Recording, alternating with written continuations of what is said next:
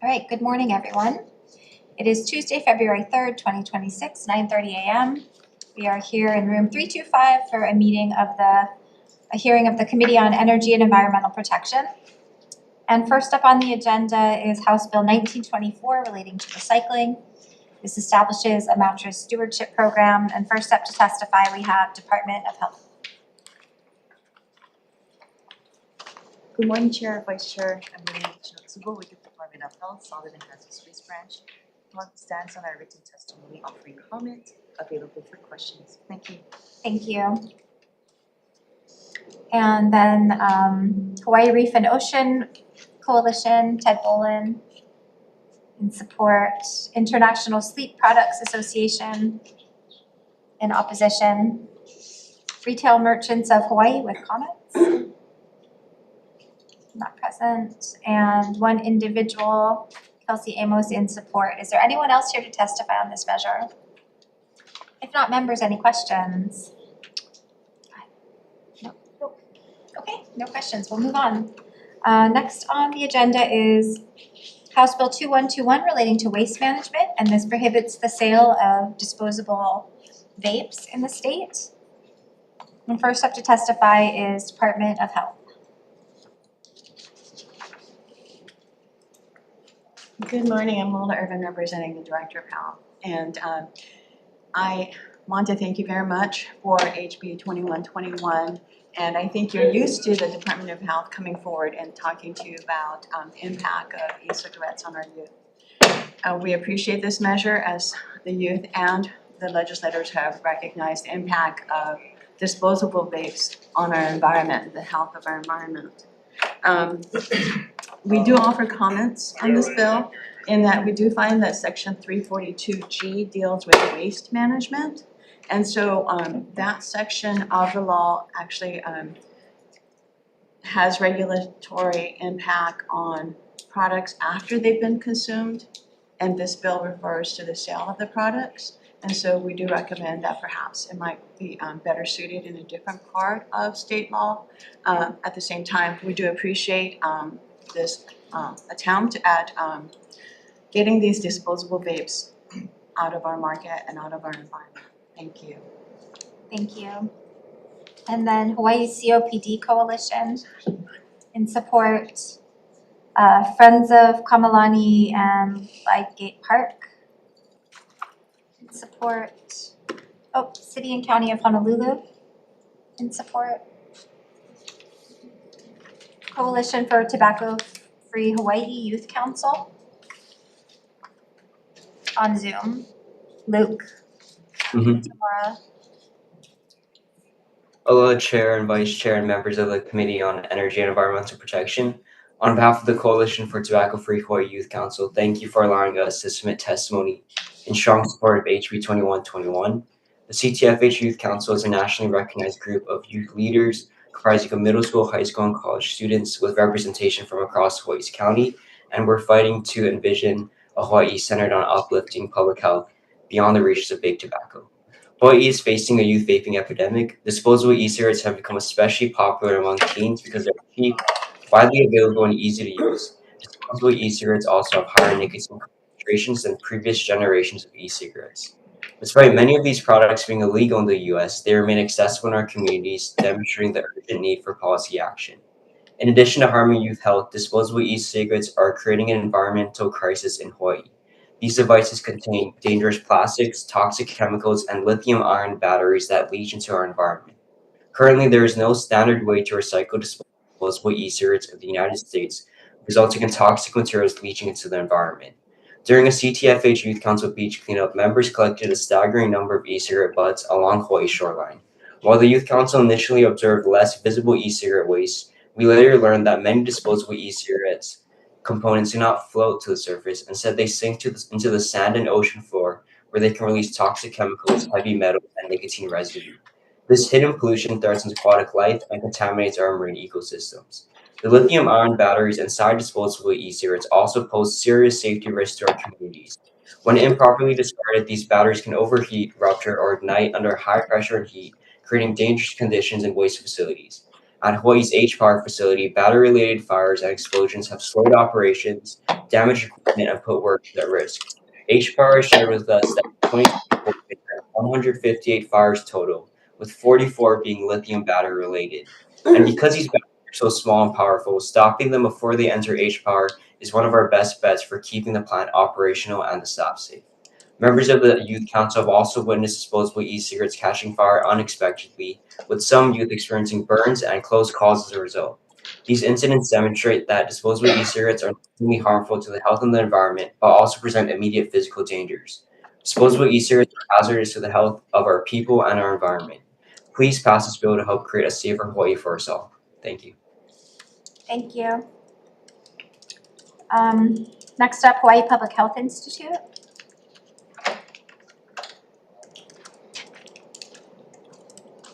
Aloha and good morning, Chair, Vice Chair, and members of the committee. My name is Kevin Ramirez. I'm the Program Manager for the Coalition for Tobacco-Free Hawaii, which is a program of the Hawaii Public Health Institute. Thank you for scheduling this hearing and providing the opportunity to testify today. I'm here to testify in strong support of HB 2121, ending the sale of disposable e-cigarettes. When the consumers finish using their disposable e-cigarette, they either end up in the trash or in the environment. At this point in time, it's classified as hazardous waste. While there are hundreds of different designs of e-cigarettes, they all share the same construction.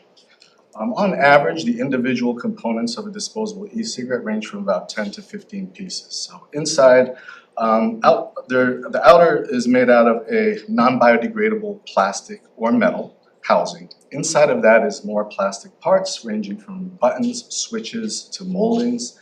There's also metal wiring, a circuit board, a large piece of cotton that's absorbing liquid nicotine and other chemicals. Many of these devices come with LCD screens, and last but not least, there's a lithium-ion battery inside. When these devices are thrown into our waste management stream, they're causing fire hazards. When these devices are thrown into our environment, they become toxic waste, polluting our environment with microplastics, metals, poisonous chemicals that leach out of the devices and poison our land, waterways, impacting wildlife and aquatic life. Additionally, because disposable e-cigarettes have dominated the market since 2020, a lot of the recent studies on the health impacts unique to disposable e-cigarettes have been conducted. Last year, the University of California at Riverside conducted a study on the unique hazards that disposable e-cigarettes pose to its users and found that users of disposable e-cigarettes are exposed to much higher levels of metal than combustible cigarettes. And last but not least, the Coalition for Tobacco-Free Hawaii every year conducts a survey of Hawaii registered voters. Last year, we added a question to that survey, gauging support on a law ending the sale of disposable e-cigarettes. And we were not surprised to find that in our survey of over 7,000 registered Hawaii voters, 81% support a law ending the sale of disposable e-cigarettes to protect our community from the health risks of these products and also protecting our environment from the hazardous waste that they entail. Thanks again for allowing me the opportunity to testify in strong support of HB 2121. We kindly ask you to pass this measure. Mahalo. Thank you. And then next up we have Hawaii Health and Harm Reduction Center. Michael Paul in support. Hawaii Smokers Alliance.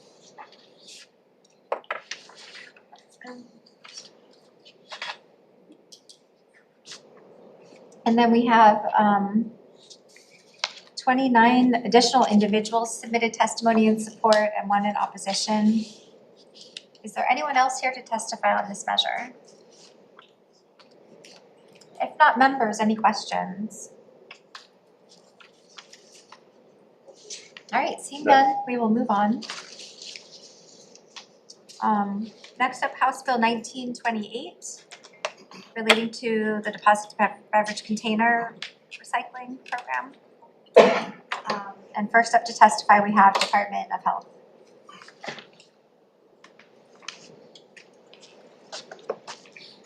Hi, good morning, Chair, Vice Chair, members of the committee.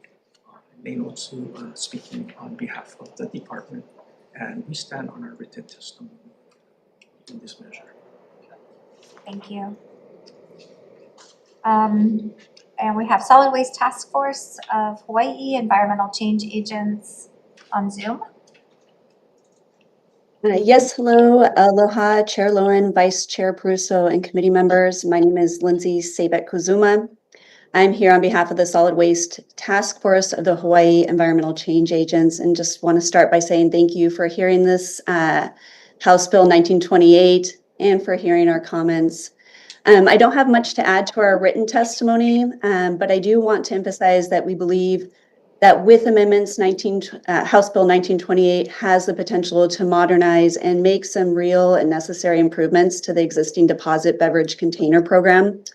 And we urge the committee to consider our comments in 3 areas in particular, as we outlined in our testimony, that we believe will really help House Bill 1928 reach its full potential. And particularly that was clearly integrating reuse and reusables into House Bill 1928. Including strong enforceable safeguards to ensure timely PRO formation, accountability, and compliance up front. And that'll help mitigate implementation issues on the back end. And just stronger consideration of existing compliant redemption centers, even requiring the PRO to contract with those existing compliant redemption centers. We appreciate the opportunity to share these comments and look forward to continued discussion as the bill moves forward. Thank you so much for your consideration. Thank you. And then Zero Waste Hawaii Island with comments. Hawaii Reef and Ocean Coalition. Hawaii Food Industry Association. Thank you, Chair, for the opportunity to testify. We submitted comments. We appreciate the intent of this measure. However, we would prefer a strengthening of the existing High Five program. There is an ample amount of resources with which to do that. We appreciate and would support a bag drop program as outlined in the bill.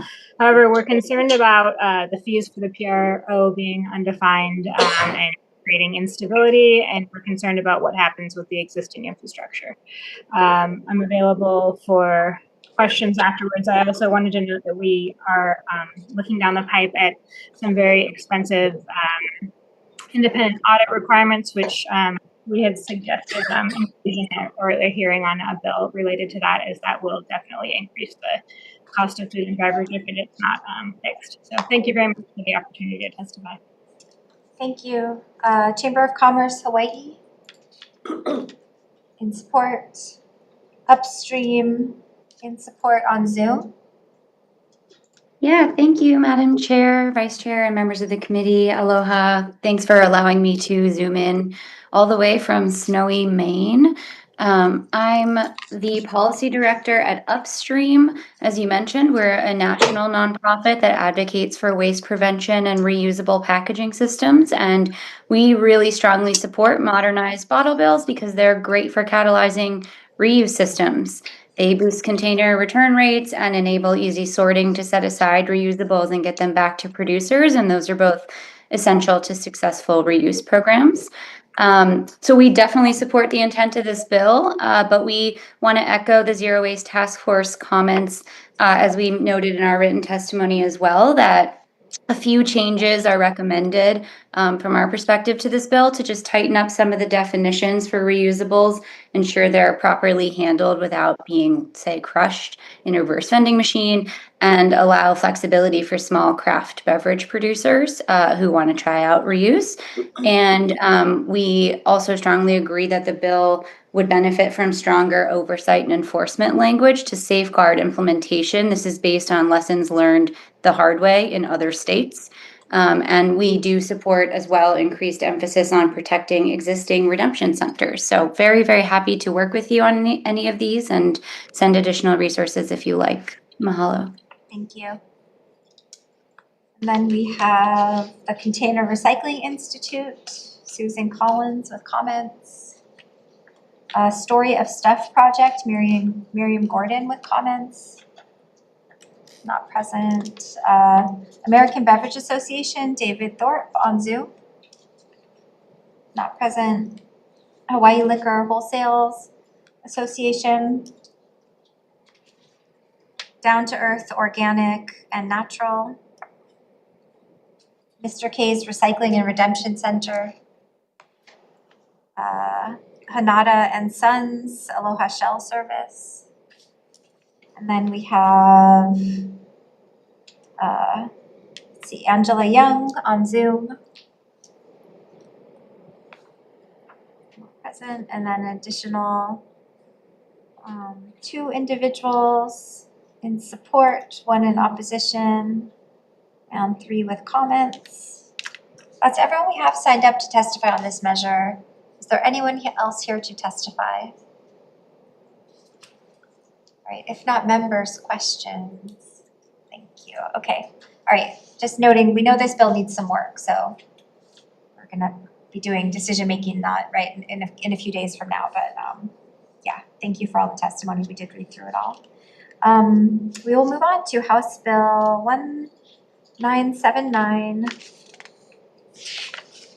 relating to environmental review. And first up to testify is the judiciary. State of Hawaii Office of Planning and Sustainable Development with comments. Okay. Morning, Chair, members. Tom Eisen with the Environmental Review Program of the Office of Planning and Sustainable Development.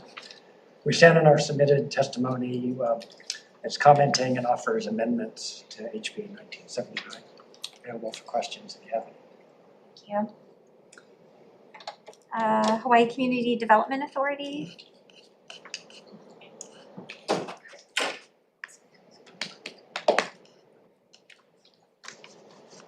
Morning Chair Lowen, Vice Chairperson Caruso, and members of the committee. Craig Nakamoto, Executive Director of the Hawaii Community Development Authority. I'm presenting this testimony because HCDA is a current developer of 4 affordable housing projects in Kakako and maybe doing other affordable housing projects outside of our district, and also developing infrastructure under Part 10 of Chapter 206, part of our statutory framework. Offer really 2 comments. One, on the substance of the bill, we kind of defer to and accept the testimony of the Executive Director of OPSD on her comments. Second, with respect to the definition of affordable housing, we offer some suggested amendments on page 4, line 12, as shown in our testimony. Often affordable housing projects encompass more than just affordable housing. They have maybe a programmatic space on the ground floor for mixed uses like a convenience store, a small shop. And it also includes sometimes on-site infrastructure, off-site infrastructure that support or facilitate the housing necessary for that affordable housing. So I just want to offer amendments to just make clear that affordable housing includes that kind of elements to it. Thank you. Thank you. And next up we have Kauai Island Utility Cooperative on Zoom. Beth Amaro. Hi, good morning. Aloha from Kauai. Good morning, Chair, Vice Chair, and members of the committee. We do support this bill. We've submitted testimony. We stand on the testimony, and I'm available for any questions you might have. Mahalo. Thank you. And then we have 350 Hawaii, Sherry Paulette. Terry Napeahi. Aloha, Terry Napeahi from Hawaii Island, Mokuokiawe. I'm here representing Keaukaha Action Network, Kevi Defense Fund, and also the Truth of the People. We see this bill, the action of this bill, lessening the judicial process for an environmental review, which does not give enough time for people to, in the judicial process, to have enough time to gather information or in the process to file a lawsuit. And this is something that gives an opportunity to the people so that we can have an opportunity to gather information enough time. Shortening this process is going to be limiting the time for input from our community. I oppose this project, and I stand by our testimony. Thank you. Next up, we have Isaac Morawake, or Justice. Oh, good morning. We stand on our written testimony. Just wanted to note briefly that in the fog of the late night hour, I neglected to fill in a citation here in the testimony to the Hawaii Administrative Rules. So for the record, it's section 11-200.1-15C10. It's a little bit of a mouthful. And I provided corrected testimony here, filling in that blank for the committee record, if that is appropriate. Sure. Yeah, thank you.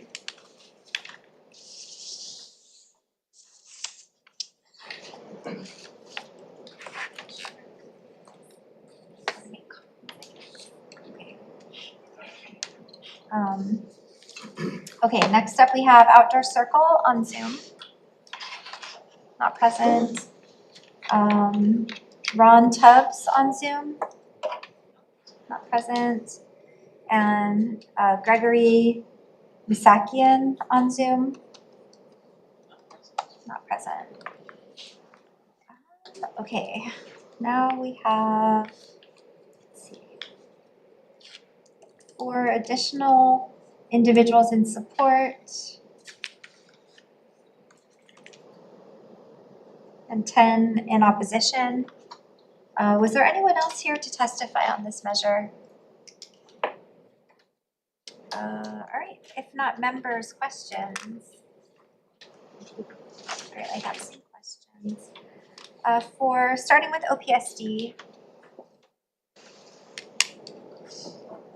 just to clarify, if I read it correctly, your testimony was suggesting that the 30-day like the 30-day challenge over the filing of an exemption, so the decision to not proceed with a EA, you would like that to apply to all exemptions across the board? Yes. Okay. And 30 days as opposed to the current 120 days. Okay. Because discovery is much easier now. Okay. All right, I just wanted to clarify that. Okay, that's the only question. And then for HCDA, so I'm not sure, I think I might leave it to the housing committee to take a look at the proposals that you made. It's not quite clear because I think our desire was to have a quite narrow definition, as a more narrow definition of affordable housing and clean energy, just so that we know that people are very protective of Chapter 343, and we want to try to facilitate affordable housing and clean energy, but not have an overly broad definition. So if it includes these ancillary activities, would that then apply to development of those types of, is the concern that if you're developing affordable housing in conjunction with those ancillary activities, that this expedited process would not apply? I think that's the concern, is that an affordable housing project encompasses more than just the residential units. That's the important part of it. But in order to build an affordable housing project, you need to have ancillary on-site infrastructure. And oftentimes, affordable housing projects benefit by having program space on the ground floor for the convenience of the residents. But I guess what I'm asking is the affordable housing as defined in this bill, which I worked on with other people, it's not really my area of expertise. Would it exclude an entire affordable housing development from allowing this very slightly expedited process because it included some ancillary activity, or would it still be included? Because I think it was sort of like as defined by the county. I think, Chair, I think we just wanted to be certain or add more certainty to the definition. I'm happy to provide these comments to the Housing Committee, if that's your preference. Yeah. Okay, or maybe it would be clarifying that it would be those kind of activities as long as it was in conjunction with affordable housing. Sure, project, I think that's reasonable. On their own. I think that's reasonable. Yeah, thank you. Thank you. And I think no one was here from the judiciary. Is anyone here yet? If not, I guess Earth Justice.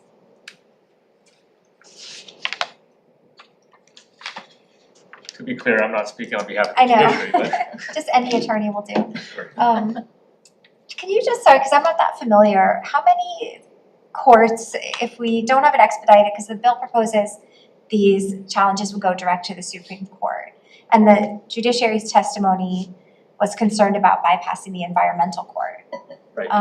What's the usual process? Like, would it normally just go environmental court and then appeal to the Supreme Court, or are there other courts that a challenge could go through? After the environmental court, the first appeal goes to the Intermediate Court of Appeals. Unless you get a transfer from the Supreme Court, then you go straight to the Supreme Court. So like a compromise could be that it would go environmental court and then direct to Supreme Court. Like a mandatory transfer, sure. Okay, I mean, I know your testimony is you don't support it, but just, I'm not sure how many different levels of courts there are, I guess. Right. Okay, Thank you for clarifying that. okay, that's all, thank you. Thanks. Any other questions, members? Okay, all right, seeing none, we will move on to House Bill 1650 relating to environmental assessments. This would remove Waikiki Special District and historic sites from the trigger language in Chapter 343-5. And first up to testify is OPSD.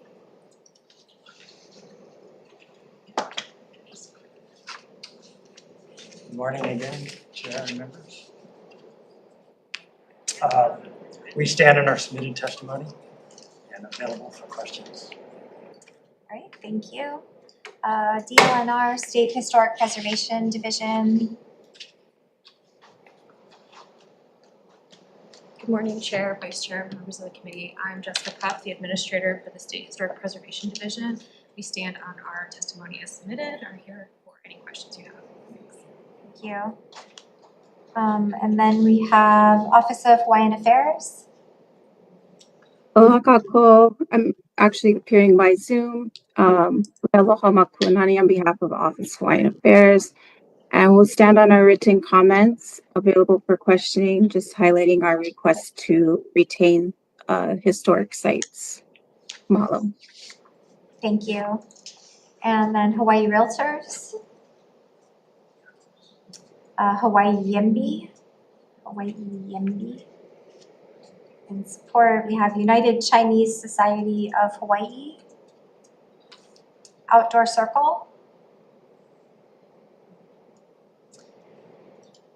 And then we have one individual in support, and it looks like 16 in opposition. And Gregory Misakian signed up to testify on Zoom, not present. Was there anyone else here to testify on this measure? Please come forward. Terry Napiahi with, I work for the planning department in the county. I'm off today. I was told to make sure that I say that. I am here representing our Moko Keawe, but also every Keawe that's being discussed here, especially Waikiki. Removing historical sites, constructing on one and sand in Waikiki, which is what Waikiki is made of. You could possibly dig up iwi kupuna. And so without doing an environmental review, irregardless of where you do a project, the possibility of digging up iwi kupuna will stop with Shipti in a second. So to do without an environmental review anywhere in Waikiki is completely heaven. I stand in opposition. Thank you very much. Mahalo. Thank you. And anyone else here to testify on this measure? If not, members, questions? Yes, aloha. Are you taking online? Oh yes, please go ahead, state your name. Okay. Mahalo, Tara Rojas, and regarding 1650, exactly what the previous testifier just said. This really comes to mind, or brings to mind, for example, the Mona. When you read this about taking away historic sites, taking away environmental assessment, the Waikiki Special District, it's like, you know what? We've desecrated and destroyed enough. we don't need to do any more assessment. I'm seeing it and I read it right now, already in the Kalaila master plan, where there's no T1 zoning anymore, which is natural habitat. So they're saying, you know what, there's no more T1 zoning anymore, only T2 to the T6. Let's just do this. So I'm not even sure why or how that, you know, that this even comes up. And a lot of these bills that I'm seeing, and I'm trying to be in like 3 meetings at once. But again, I oppose removing historic sites and the Waikiki Special District from the requirement for environmental assessments under section 343-5. Again, every place in Hawaii needs to be protected. So I would just like to add that to your decision making. Mahalo. Thank you. Is there anyone else here to testify on this measure? If not, members' questions? I guess I have a quick question for OPSD. Sorry, I said OPSD, I meant SHPD. Oh, okay. Sorry. I think your guys' testimony indicated if we remove the historic sites from the trigger language, we should still include it as a factor that has to be assessed in if an EA is required for another reason. And that's already, is that not already required? It's not something that we regularly see in EAs and EISs that our office does comment on. We receive EAs and EISs that are triggered for a number of factors, not just perhaps because there's a listed historic property that is owned by the county or the state, but for any number of reasons, right? And well, in those EA assessments, or EISs, they don't necessarily do an actual historic properties assessment. Our staff ends up providing them with information about burials located in the project area, or historic resources, you know, in the project area or adjacent, and comment on like perhaps the sensitivity of the site. So it's not something that is reliably done, even though these projects also additionally likely have to do a kapa'akai analysis. There doesn't seem to be a lot of connection where there's showing of the homework that crosses from one assessment to the other. So What's a kapa'akai assessment? So a kapa'akai analysis is something that is required of state projects to assess the impact to cultural resources. So it's another sort of separate from the 343 process. What triggers that? Like state governmental projects or state supported governmental projects are supposed to be doing these kapa'akai analyses. So, but we don't necessarily see that at SHPD when we receive, say, an EA or EIS. That information isn't necessarily reflected in those reports, and it also isn't necessarily reflected in the HRS 6E, whether you're submitting for 6E8, which are governmental projects, or 10, which are privately listed historic properties, or 42, which are privately owned properties that require a permit. We're not necessarily seeing the research that they've been having to do for these other assessments crossover. So I think that if there was What's the benefit of duplicating the work though? I think that intention of the bill is I understand. streamline. Yeah, I understand the intention of the bill to streamline. And so I could see removing the historic preservation trigger all alone because 6E is still a requirement. The benefit of having the historic properties assessment though in an EA when they are required is that the project proponent is doing an early assessment before the project is fully developed in order to use that information about whether there's burials there or historic properties there to inform project development. That's the beauty of inserting it into an EA or an EIS, and the beauty of doing kapa'akai, right? Is because they're doing kapa'akai is triggered later. Kapa'akai should be being triggered at the same time, and I think. So then I don't understand why you would need to have it in both. Well, I Could think it just be a listing of identification of it as a historic site, and then it could be sort of cross-referenced to the kapa'akai assessment? Instead of requiring the assessment to be like redone. I would say yes, if the kapa'akai analyses were actually being done. which is the other issue, is that they're not always done. So, and not all projects that trigger an EA trigger a Kapa'akai analysis. I'm just hesitant to put it in this extremely litigious section of statute. Yeah. As a replacement for people not following what the process is supposed to be already. Yeah, and I think that if we could figure out a way where project proponents, I think the goal from our perspective, and I think that we're open to the conversation, is to have project proponents that are requiring this an early environmental assessment also use that time to reflect on the impact to historic and cultural resources in their project area so they can pre-plan for it. Because if you remove this from the 343 section, then the time that they are triggered for actually making that assessment, if they're exempt from Kapa'akai, is when they come to Shift D for the 6E review.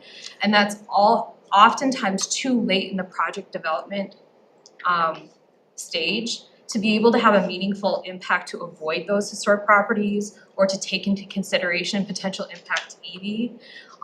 And then we're always having to respond to those impacts after the fact, right? Where there's limited options. So I think I'm definitely open to figuring out a way to streamline things so long as we're taking it from a holistic approach where we're able to hold local and state agencies accountable for pre-planning and considering historic properties in that pre-planning stage. Essentially, that's, I think, the best way I can explain our position. Okay, thanks. I guess OPSD, what are your thoughts on, like, same topic, but So your many years of experience?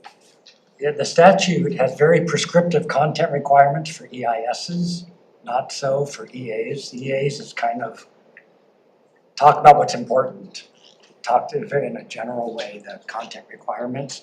So it doesn't specify that a identification of its presence as a historic site is known, but it would be pretty hard to say that it was wrong if a historic site was not noted as one.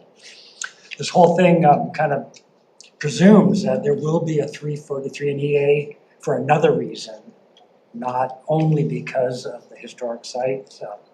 But if for some reason there isn't any other reason, then none of this would come to pass. If there was, the only reason for 343 was because it was a listed historic site. How often that is, we don't have the records. Very few would be only historic sites.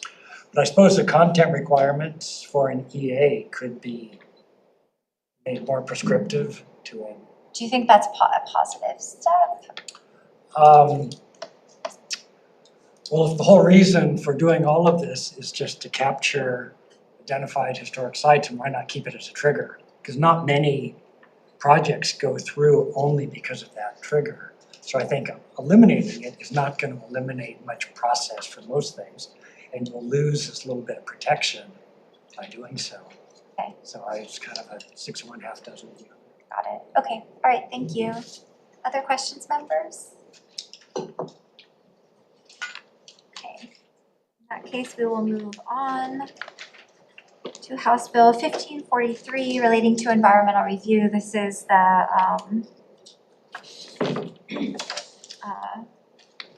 bill about how long an EA remains valid. And first up to testify, we have OPSD.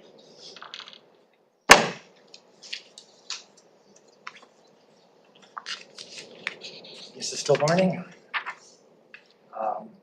We stand in our submitted testimony with strong concerns about this bill. You can clarify questions as needed. Thank you. Next up, DLNR.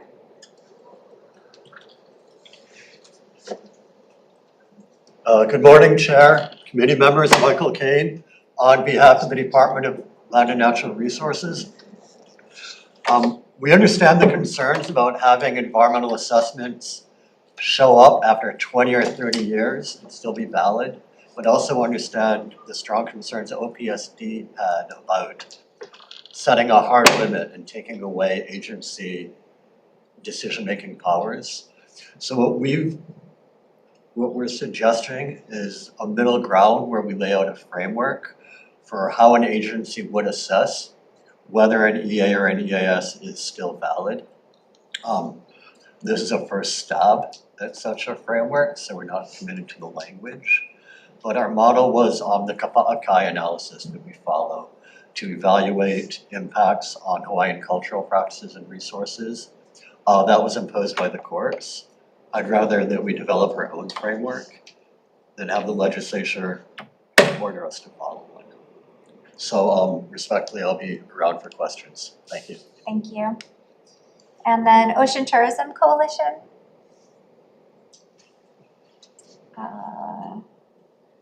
NIAP Hawaii Chapter, Ken Hayashida.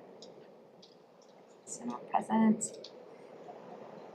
Then we have additional testimony from 3 individuals in support, 4 in opposition, and 1 with comments. It looks like we had Ron Tubbs signed up to submit testimony via Zoom. Is Ron Tubbs present? Present, and Gregory Misakian still not on Zoom. Is there anyone else here to testify on this measure? All right, if not members, questions?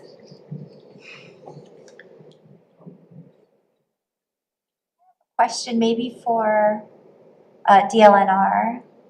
I guess, I'm not sure if this is what you were referring to, but I know that in recent years, Chapter 343 has been expanded beyond just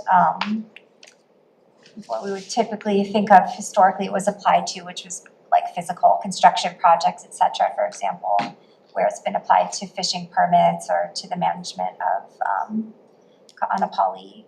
And so for that kind of program, because I think the argument in the past about whether there should be a time after which an EA or EIS expires was sort of related to projects that had done an environmental assessment but never gotten built, and many years had passed in the interim and impacts may have changed. But now we're talking about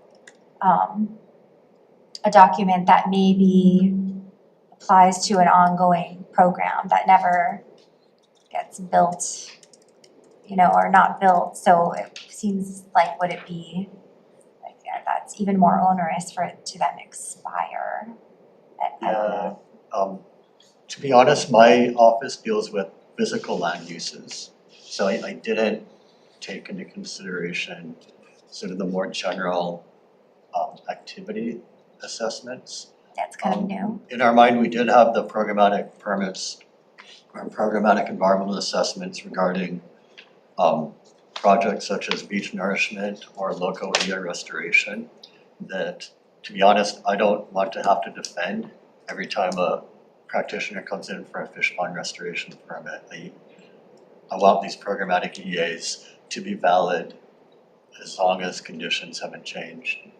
I'd have to follow up on how this would impact recreational permits. Okay. It's outside my office's jurisdiction. Got it. Okay. Thanks. Thank you. I think that's all the questions I have. Did you have a question? No. Okay. Thank you. All right, if no further questions, we will move on to the next bill on the agenda, House Bill. Sorry, 1981, and this is relating to a program to characterize carbon sequestration potential and geothermal and underground water resources statewide. First up to testify, we have Hawaii State Energy Office. Chair, Vice Chair, members of the committee, good morning. Monique Zampis with the Hawaii State Energy Office. We stand on our written testimony in support. I'm available for questions. Thank you. Climate Change Mitigation and Adaptation Commission.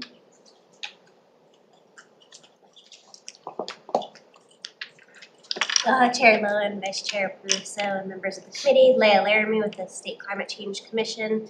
We stand on our testimony with comments and support. Thank you. Let's see. Malu Aina Center for Nonviolent Education and Action, Jim Albertini. Sustainable Energy Hawaii with comments. Climate Protectors Hawaii, Ted Bolin. And then it looks like we have an additional 4 individuals in support, 18 in opposition. We had Tara Rojas signed up to testify on Zoom. Please go ahead. Yes, aloha. I'm gonna be the one that's gonna speak up as far as public, not as far as agencies, not as far as anybody that's gonna benefit. Geothermal is a big push, and this really needs to be stopped and really needs to be looked at. We all live on the same island, yeah? So I pose this geothermal because when you deal with geothermal, you're also dealing with water.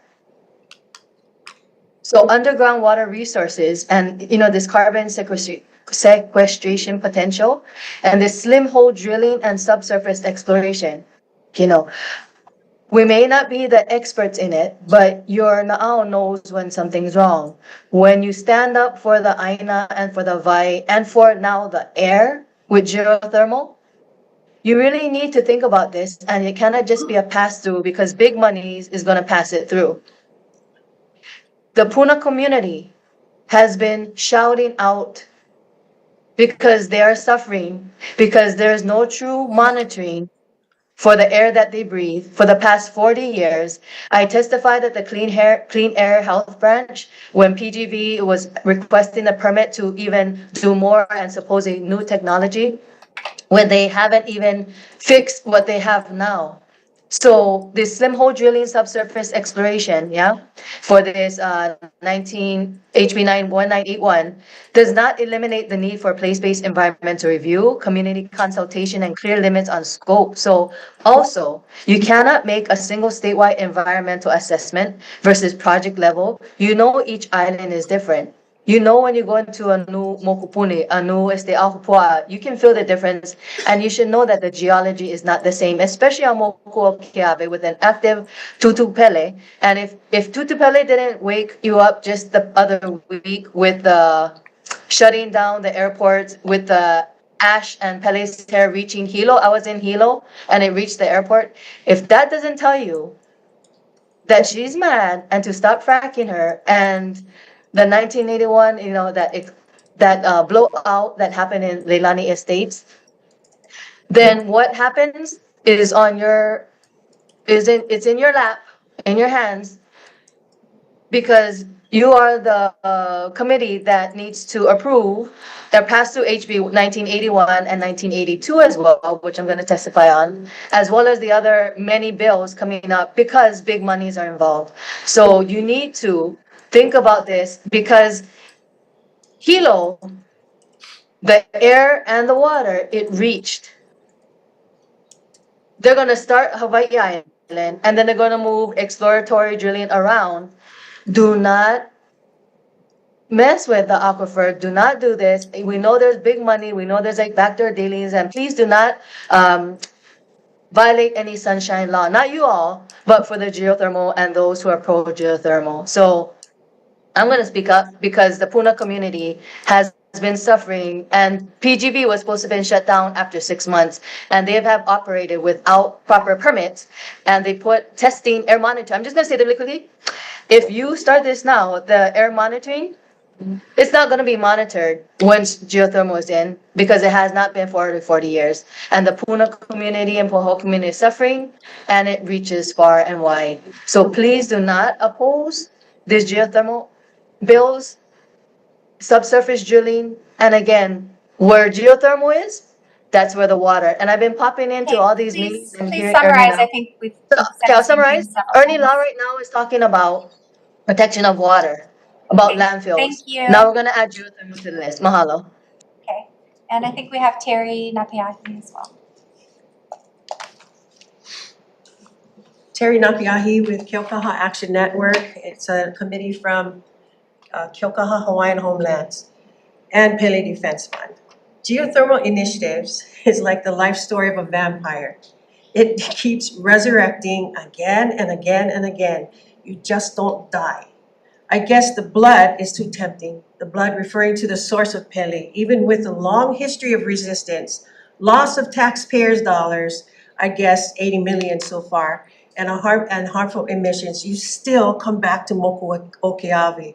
Propaganda is continuously spread that geothermal is, if geothermal is properly executed with community consultation and benefit sharing will, we call palu money, and the crumbs can play a crucial role in the environmental responsible transition to clean energy generation, all of which is marketing pitch to reliable energy, clean drinking water, and potential opportunities to reduce impacts of climate change and carbon sequestration. All of this is a propaganda that is lies. I live next to a geothermal plant that blew up, that sounded like a 747. It took them hours to cap that geothermal plant. That particular geothermal plant was shut down in the 80s. You continue to come back to Moku Okeawe because of the money, but they are lies, okay? This item on item B is basically asking to skirt around the mandatory environmental review process, and depending on where the location of this action is, you will do a Chapter 343 or you will do an NHPA Section 106. The project actions that are coming through with HGGRC, DHHL, DBED is all on Hawaiian homelands. They're pimping our lands for money, skirting the environmental review process where there's no beneficiary consultation, no environmental review, but on Hawaiian homelands, it's the Department of Interior. You are required to do an NHPA Section 106 consultation, beneficiary consultation with Native Hawaiian organizations. Keaukaha Association, Keaukaha community is going through 3 NHPA Section 106s as we speak. You are not exempt to do an NHPA Section 106 consultation review process because of the traditional customary practices that is in the review process. You cannot skirt the impacts that will come to a Hawaiian Native community by doing geothermal. And this traditional customary practices is a religious practice of Tutupele. Not honoring this is not giving the environmental process, the Native Hawaiian community, an opportunity to speak. It is the First Amendment, religious right. It is Article 12, Section 7, Constitution, state constitution, skirting this opportunity for our Native Hawaiians to see if it impacts our community is wrong. It is not pono, it is not correct. DHHL cannot skirt an environmental review. That will initiate a judicial challenge. Yes, can you summarize? Because I think you're Yes, I speaking will about summarize things this. that I are actually not. oppose, and I hope that every one of you from our moku legislators know that this will continue into a judicial challenge. Skirting an environmental review is not one.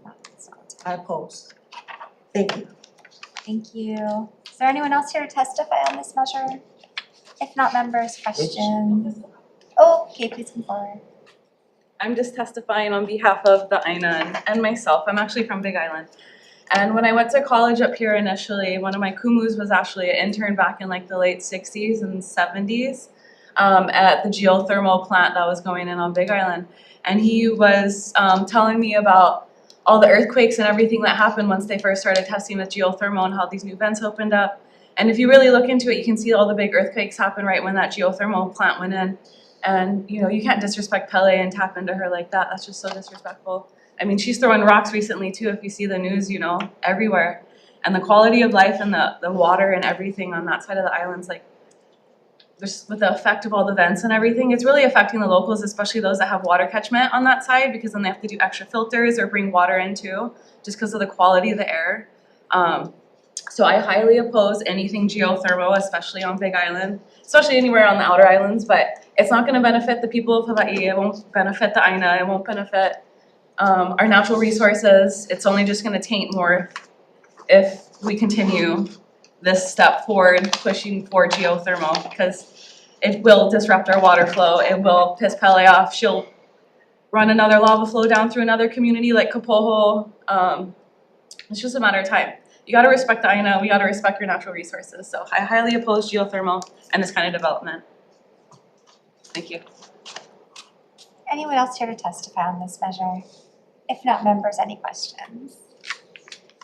I guess, Energy Office.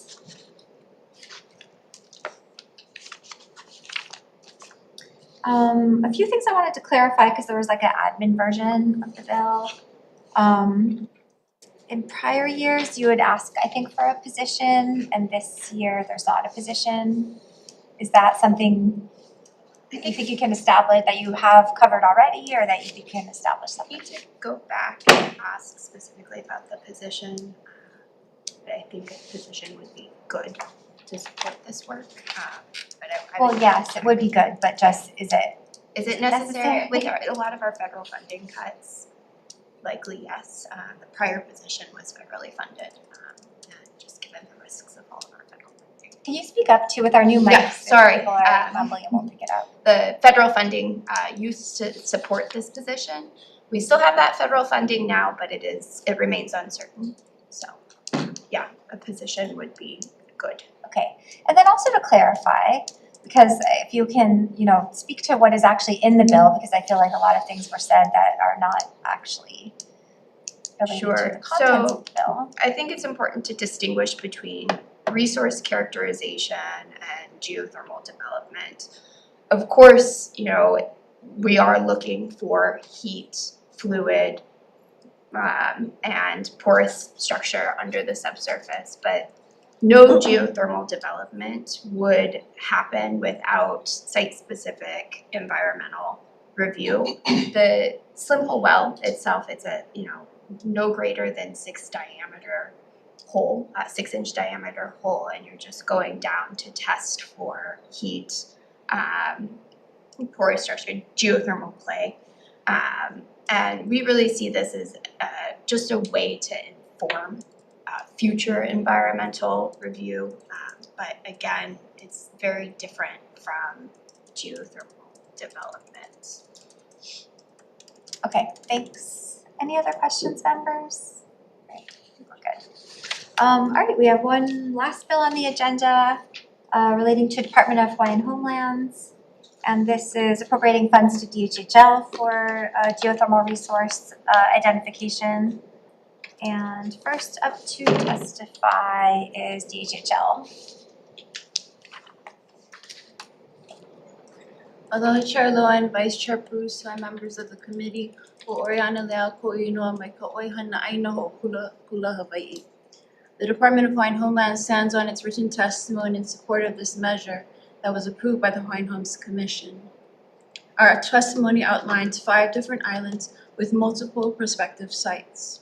And our testimony also outlines where we are now and some of the activities that we would like to pursue with the prospective appropriation requests, including but not limited to non-invasive geophysics testing.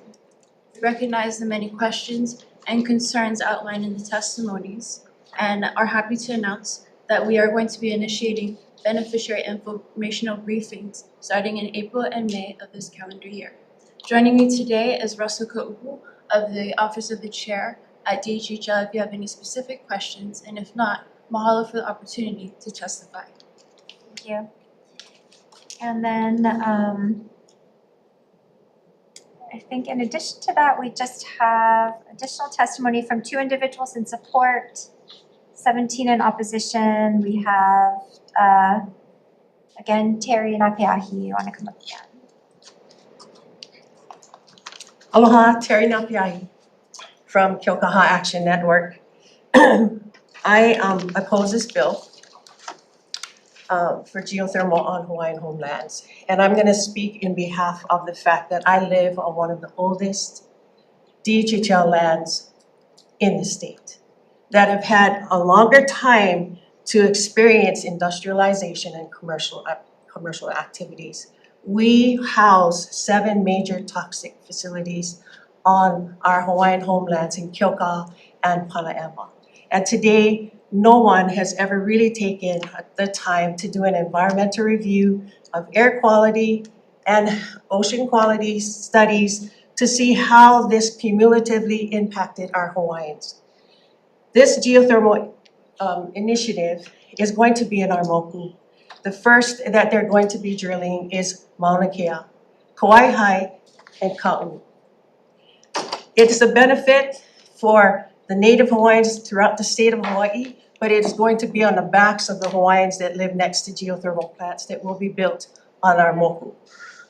Their studies also indicated that they will be doing some non-invasive study. In Keaukaha, we had DHHL give the right of entry to HGGRC, Nicole Louts, to do some seismic monitoring slim boreholes that is non-invasive without the beneficiaries knowing. One was placed in front of my mom's home that made my family very upset, wondering what was this? Why is the University of Hawaii's van coming in front of my mom's home? I approached the gentleman and I asked what professor is related and connected to this study. And he said Nicole Louts with HGGRC. Berkeley University. This was placed in the front of my home. This was placed in front of many homes in Keaukaha and Panaeva without an environmental review. That is the process that should be done on Hawaiian homelands and NHPA Section 106 consultation, irregardless of whether it's non-invasive or not. Our families were not included in this project. This was a seismic activity project that was connected to the drilling for the boreholes and the drilling for geothermal and groundwater up on Mauna Kea. Berkeley University sent me their study. I looked at what they were doing. This was not even brought to the attention of the beneficiaries in Keaukaha. That is how they process all of their activities without the beneficiary consultation. You should have these consultations prior to you doing things without letting the beneficiaries know it. That is HEVA, that is uncalled for, and I oppose DHHL doing this continuously to our families, our Hawaiian families on the oldest DHHL lands. We house everybody's commercial activity and industrial activity in Keaukaha. If anything happened to Keaukaha, a tsunami or hurricane came out, you know what? You felt what happened to the lava flow? The entire island will be shut down. The entire island, because we house your gas, we house your airport, we house your sewage, we house the landfill, we house every commercial activity on our lands, on the backs of Hawaiians. And DHHL works for the state of Hawaii. They don't work for us. And if that wasn't the truth, where does the money go? Where does the money go? Where will the 100% royalties of geothermal on our moku, on everybody's moku, on Hawaiian lands, where will it go? Because I don't see it. Okay, that's a question for the county because I don't they're care. getting the You guys are making the royalties and first decision. You making the decision. Can you summarize, please? I am done. Thank you. I oppose. All right, and then finally we have Tara Rojas on Zoom again. Aloha, And Tara again, Rojas. please keep the comments to the merits of the bill and It is please connected. keep it. You know, I'm always dinged when I speak up, even at other meetings. So, and I'm always kind of singled out, even before I speak. So I want to say this. Everything that Terry Napiahi said, you need to listen. She's right there, point blank, where it's all happening. DHHL lands, the rights of and interests of beneficiaries. Okay, you want to talk about money? Because this is where you guys really focus. I was going to say something else, but let me focus on this. It's all about the monies. And it's getting to the point where the amount of monies that you can even buy out cultural practitioners. Cultural consulting companies or people that are culture practitioners make LLCs so that they can be one of the ones that they're going to be doing the studies on this. Now about the monies and the what it's going to generate. It is tied in because it's tied in with monetary, yeah? with culture consulting and then for energy, and then where does it all go? If OHA has been saying that the state is supposed to give at least 20% to the Kanaka, but they're barely getting, if at all, 2 to 4%, do you think this is gonna make a difference? OHA, DHHL, it never goes to the beneficiaries. And again, no, you should know by now how the fake state works, that the money gets pocketed, the money never reaches the beneficiaries, and beneficiaries are supposed to be consulted. So resource exploration development activities without breaking the trust, without the consent of Kanaka, without consent of beneficiary interests and concerns, is just heva. The air, I'm just gonna say this too, with the air, geothermal, on Kanaka land, with everything that Anake just said, when Kona air comes, yeah, and it blows the air from Tutupele, from Kilauea to here, how does it affect you? Can you imagine you're point blank right there? And then you're crying out now because you cannot breathe. Yeah, your water is contaminated. By the way, any geothermal toxins should be far away from any water. We know accidents happen. And the air becomes toxic as well. If the clean air branch is not even doing its job, the Department of Health is not even doing its job for water and for air, do you really trust these bills as it's written? Do you really trust the people that are going to put it in? Because once it's in, it's there. PGB should have been shut down. You have it in your hands. I don't know what's happening backdoor or whatnot, but you need to really look at the effects of geothermal. And the time when Waikawa Consulting came up last session, it is in the presentation. It says the community decides whether it's a go or no go. This first 1 to 2 years of geothermal exploration is now. So it's now in the second year. The community, point blank, is saying no. The Puna community is saying, help us, we are suffering. They spent 3 hours for the whole community to speak at the Department of Health Clean Air Branch, permitting, public hearing, and there's an injunction right now, and Dylan, our chair, wrote it in that her letter about the injunction, and in this letter that she wrote, I forgot where it was, but I seen it and I can pull it up. The community is saying no. You are community. If it was in your backyard, you would be testifying the exact same thing. You would get out of that seat, go at the podium, and you would be testifying to please do not pass this, to please stop geothermal now. This is the most ever corruption thing ever. You have to stop geothermal because it has to do with health, and now you're affecting Kanaka, of whose lands we are on.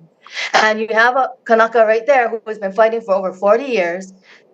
And I heard the whole community as well saying, please help us, we cannot breathe. Business cannot be passed through and done as usual and just, okay, can you wrap up? Can you make it as they appointed, to this? Because what Anna K. Terry just said, the drilling in front of her house with the Nicole and the Don Thomas, I just testified, HB 1926 Red Hill. And I support everything Red Hill because I've been going to every meeting, every open house with the Navy, every CRI meeting, everything. And I even had to say in that meeting, because Don Thomas had just, spoke up, I said, I support this, and yes, you need to ask the Department of Defense to pay for the bill for cleaning up Real Hill that is still contaminated. I said, but can you please make sure that you know that water is connected to geothermal and that supposedly non-invasive bore drilling that they want to put all over Hawaii, especially starting with Mokuokeawe. I said, but can you please keep it in mind that this is connected, that they want to do the drilling, like Anake just said, in Mauna Kea first, and in Kilauea and Mokuokeawe on an active volcano, and is different from any other island. And again, Tutupele is saying loud and clear, stop. If you don't want another 2018 to happen, if you don't want the earth to just kind of slide into the ocean causing big tsunami, it's going to be too late by then to say, I told you so. You gotta really stop. It has to start now. Puna needs to prevail now. And it starts with us, the people. You are people. You're just sitting on that side of the table. But again, geothermal needs to stop. And I oppose this. And please listen. You're listening right now, Anake, tearing up here for over 40 years. That is all the proof that you need, that geothermal is not it, and geothermal is HEVA for Hawaii. Protect Hawaii, please. Do not pass this, nor any other geothermal bill. Mahalo. Alright. That, is there anyone else here to testify? Please come forward. Aloha Chair and Committee, my name is Ekini Lindsay. I am 5th generation Paniolo from Waimea Moku Okealu. I respectfully invoke the names surrounding the Pu'u and Ahu Pua'a of Mauna Kea. Equally, I call forth the names of my kupuna, my forefathers, who have traversed these sacred lands while employed by John Palmer Parker from 1847 to the 1960s. Also in 1881, near the summit of Mauna Kea, Queen Emma and her entourage, accompanied by William Miller Seymour Lindsay. Due to the knowledge of the mountain, he witnessed the ceremonial cleansing by the Queen in Lake Waiau. He is my 4th generation grandfather, where this pristine water feeds the aquifer table at Pohakuloa. With unwavering possibilities and positivity and profound dedication to our collective future, I present this testimony in strong opposition. Advocating for a path that prioritizes environmental protection and community welfare, these bills would expose Department of Hawaiian Homelands and public trust lands to geothermal exploration and development, diminishing vital environmental assessments and public accountability, thereby endangering groundwater, geological stability, and culturally significant landscapes. And I urge the committee to safeguard our environmental integrity, upholding public trust and respect Native Hawaiian rights. Mahalo. Thank you.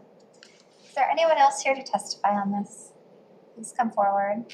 I'll testify. I oppose anything geothermal, only geothermal.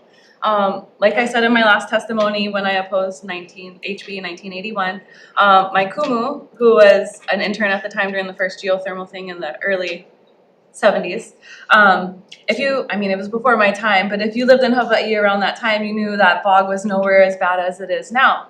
And so when they first started tapping that geothermal energy in like the late 60s, early 70s, that's when the VOG and the vents opened up. And then as we've seen this past week is the VOG, how heavy it is.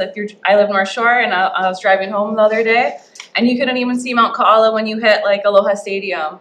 It was just so thick with fog. That affects a lot of people's, respiratory issues, especially if you're sensitive to that. But that's what, Puna and that side of the island kind of has been dealing with a lot lately. So I highly oppose anything geothermal. Will not benefit anyone in Hawaii. It only benefits developers' pockets, but it will not benefit the people. It will not benefit our natural resources. It will only destroy more. Mahalo. Right, is there anyone else here to testify on this measure? If not, members' questions. All right, seeing none, we will take a brief recess. We'll be back for decision making shortly.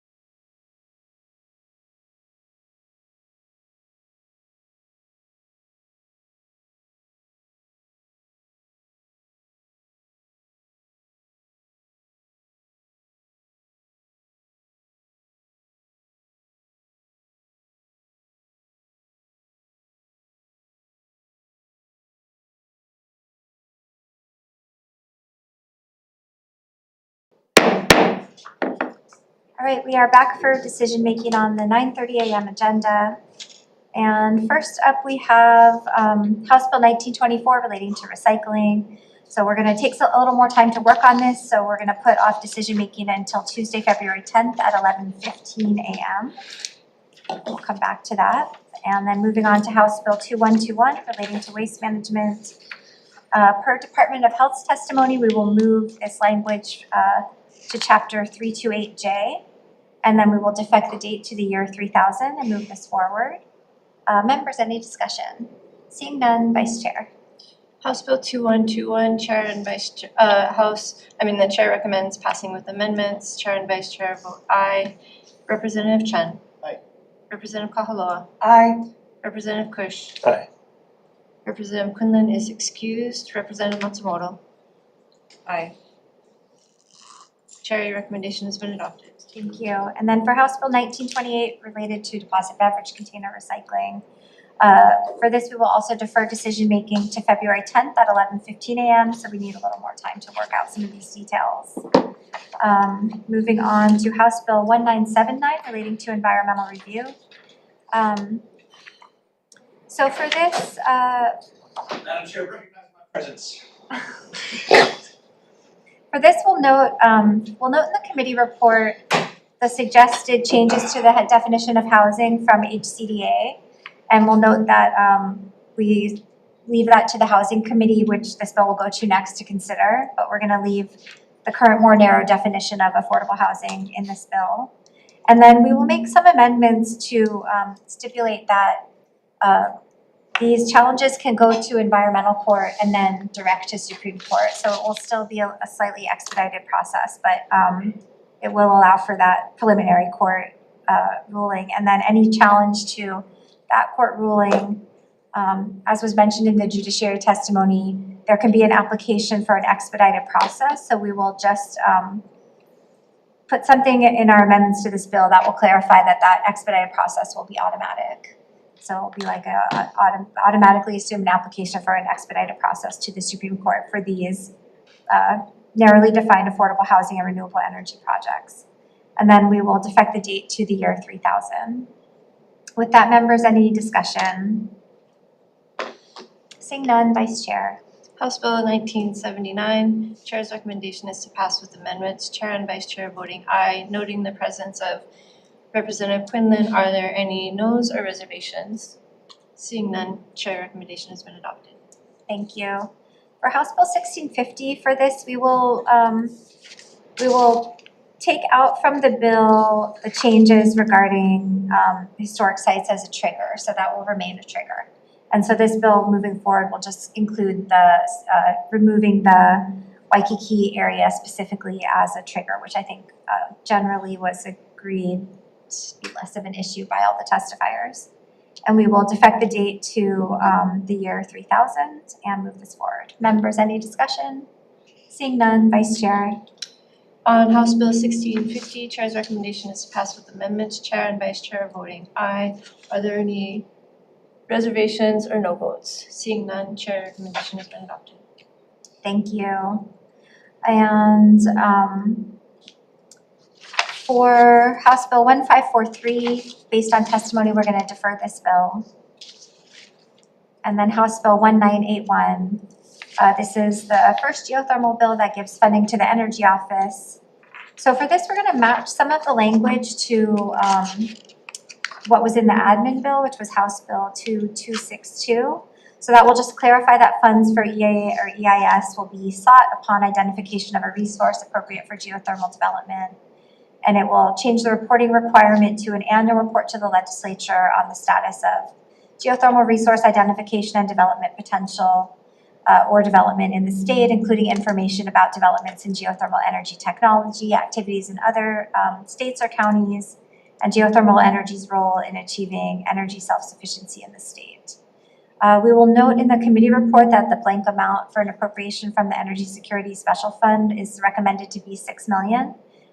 I think we'll remove the position at this time to match that up to the admin bill. And then I'd like to add an additional blank appropriation from the general fund and just note in the committee report that should general funds be available, additional funding would be recommended. And then we will defect the date to the year 3000 and move this forward for further discussion. Members, any discussion? Seeing none, Vice Chair. House Bill 1981, Chair's recommendation is to pass with amendments. Chair and Vice Chair voting aye. Are there any noes or reservations? Representative Matsumoto, reservations? Any others? Seeing none, Chair, your recommendation has been adopted. All right, and then the last bill on our agenda, House Bill 1982, relating to Department of Hawaiian Homelands. For this, we will just blank out the $5 million amount and note that amount in the committee report, defect the date to the year 3000, and move this forward for further consideration. Members, any discussion? Seeing none, Vice Chair, please take the vote. House Bill 1982, Chair's recommendation is to pass with amendments. Chair and Vice Chair voting aye. Are there any noes or reservations? Reservations from Matsumoto? Any others? Seeing none, Chair, recommendation has been adopted. All right, and we are adjourned.